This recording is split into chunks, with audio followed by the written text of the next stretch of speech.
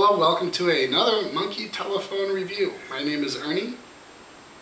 And my name is Henry. You may recognize me from Chad's beer reviews. Well, my dad told me to man up and review something real, like whiskey. So I'm here. We're here today to do Clontarf. This is our second Irish whiskey. We did Jameson last week. Now we have Clontarf, one of three. This is their classic blend. And I must say it's very good. We had a chance to try this without ice. Now we're going to try it with ice. We've had cubes in here for about 5 to 10 minutes. A little bit about this. This goes back to the 10th century. The 10th century? Now it says something here about the Irish kicking out the Vikings. That's absolutely right. In the Battle of Clontarf in 1014 AD. Hence the name. Now, having Viking ancestors, I must say, and Irish ancestors, it's an interesting mix. Let's see how this does on the palate. Let's yoke it up. Cheers, Dad. Indeed.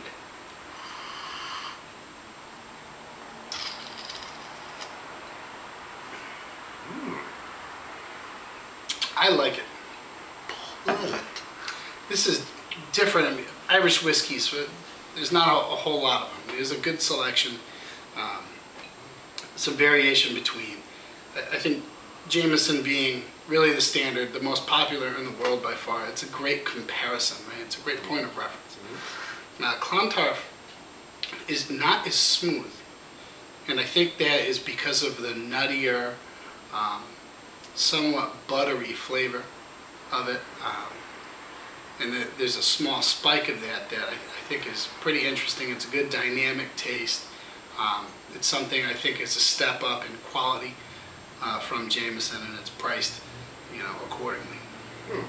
See, when you say nutty, I'm not necessarily getting nutty. What I'm getting is a certain type of woody. When I tried this warm, it reminded me almost of the forest floor when you go walking through the forest on a nice day. You picture this in your head, you're crunching along, and then you see a log. And this log is a little bit rotten.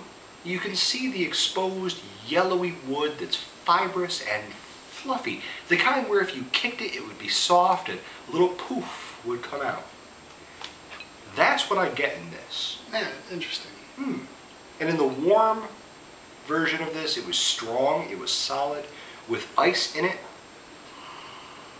It's subdued, it's mellow, and it does take on an almost nutty character, as you say. What would you give it for a rating on a scale of 1 to 10? Well, this is my first whiskey review. The first time I manned up and reviewed something other than beer, so I don't have much of a frame of reference.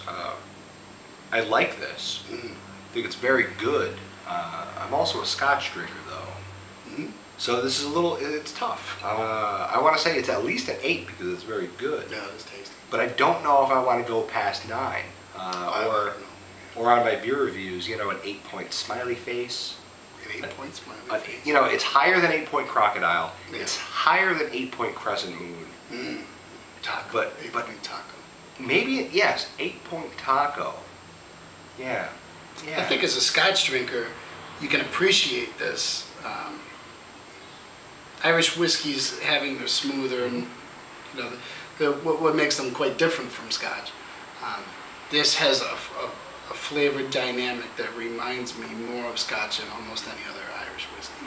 In the other Clontarf brands, you'll find they're single malts. You'll see that as well. For a rating, I'm going to give it an 8. I would say that's because it's not what I would reach for as an everyday whiskey. Jameson, I think, really the gold standard for Irish whiskey. My reason for giving that a 9 is because it is what I reach for on a regular basis. I think Clontarf's a treat. Giving it an 8, not saying it's bad or that it's worse, it's just it's not as smooth, and it's actually the reason why I like it. Reviewing for Monkey Telephone, my name is Ernie. I'm Henry, and don't forget to have an amount of it. Thanks for joining us. Cheers.